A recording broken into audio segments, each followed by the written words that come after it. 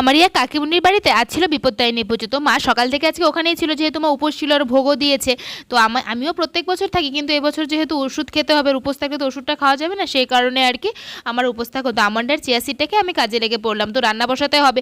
ওহো, রান্না বসানোর আগে ধরো সকালের খাবারটা খেতে হবে, তাই বেশি ঝামেলার মধ্যে না গিয়ে পাউরুটির মধ্যে জ্যাম লাগিয়ে তিনজনে মিলে খেয়ে নিলাম। আমি, ভাই, দন্দন তিনজনে খেয়ে নিলাম। আর ওইদিকে ভাত বসিয়ে দিয়ে এসে কটা বাসন মেজে নিয়েছি, আর ডাল বা কোনো তরকারি চাপা দিয়ে এসে মিক্সিতে মশলাটাও করে নিয়েছি। তো চলো, আমার রান্নাবান্না হয়ে গেছে একটার মধ্যে। তো এখানে ডাল, মানে আলু কাঁকরোল ভাজা আর আলু পটলের তরকারিটা রান্না করেছি। তারপর মা ফোন করে বললো যে এখানে পুজো হয়ে গেছে, তো আয়। তারপর স্নান টান করে আমি রেডি হয়ে নিলাম যে ওই বাড়িতে যাবো আর কি। আজকে শ্যাম্পু করানোর সময় এত চোখটা জ্বালা করেছে, দেখো চোখগুলো কেমন ভূতের মতো লাল হয়ে গেছে, কেন জানি না, মানে বুঝতে পারিনি যে এত কেন জ্বালা করলো। তো আমি এখানে চলে এসেছি, দেখো পুজো হয়েও গেছে। আর এই পুজোর এই ভোগের প্রসাদ আর কি, এটা যে পৃথিবীর যে কোনো কিছুর স্বাদকে হার মানে, এর এত সুন্দর একটা গন্ধ হয়। তারপরে আমি বেরিয়ে পড়লাম ক্লাস করাতে যাওয়ার জন্য। 3টে নাগাদ বেরিয়েছে। আজকে অনেকগুলো ক্লাস করানোর মানে